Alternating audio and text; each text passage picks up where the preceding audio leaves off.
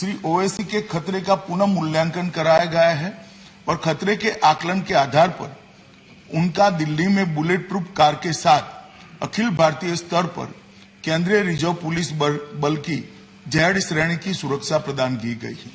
मेरा वक्तव्य समाप्त हुआ, मगर हमारे पास जो मौखिक सूचनाएं श्री ओवैसी के द्वारा भेजी गई, उन्होंने अभी भी सुरक्षा लेने से इनकार किया है। मैं सदन के माध्यम से श्री ओवैसी को विनती करना चाहूंगा कि वो तत्काल सुरक्षा ले ले और हम सबकी चिंता का समाधान करें। इसको सायंकाल लगभग 5:20 बजे श्री असदुद्दीन ओवैसी सांसद लोकसभा किठौड़ मेरठ उत्तर प्रदेश के जनसंपर्क कार्यक्रम करने के बाद दिल्ली लौट रहे थे। जब उनका काफिला Chhijarsi toll plaza national highway 9 थाना पिलखुआ जनपद हापुड़ उत्तर प्रदेश से गुजर रहा था, 2 अज्ञात व्यक्तियों द्वारा उनके काफिले पर गोलियां चलाई गई। इस घटना में श्री ओवैसी सुरक्षित बच गए, लेकिन उनके वाहन के निचले हिस्से में 3 गोलियों के निशान दिखाई दे।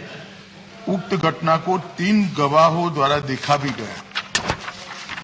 इस संदर्भ में एक प्रथम सूचना रिपोर्ट अपराध संख्या 45/22 अंतर्गत धारा 307 भारतीय दंड संहिता और धारा 7 आपराधिक कानून संशोधन अधिनियम 1932 थाना पिलखुआ जनपद हापुड़ में पंजीकृत किया गया और इसकी विवेचना की जा रही है।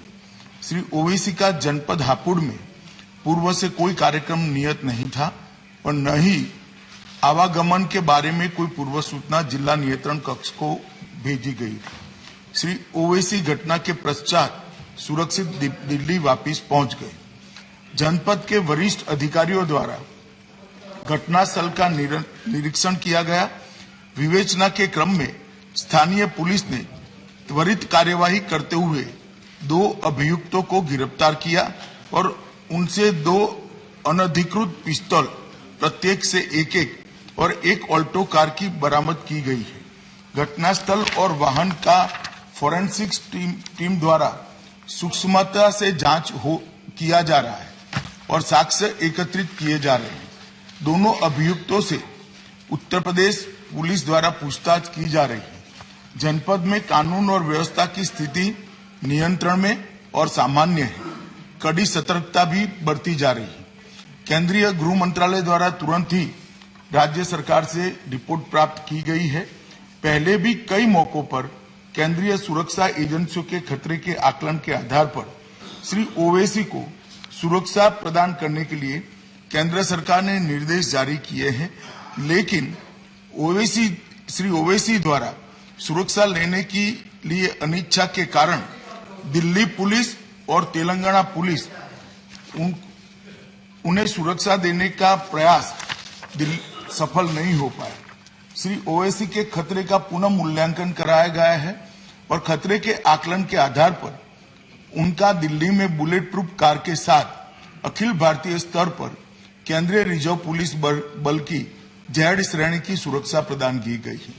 मेरा वक्तव्य समाप्त हुआ, मगर हमारे पास जो मौखिक सूचनाएं श्री ओवैसी के द्वारा भेजी गई, उन्होंने अभी भी सुरक्षा लेने से इनकार किया है। मैं सदन के माध्यम से श्री ओवैसी को विनती करना चाहूंगा कि वो तत्काल सुरक्षा ले ले और हम सबकी चिंता का समाधान करें। धन्यवाद।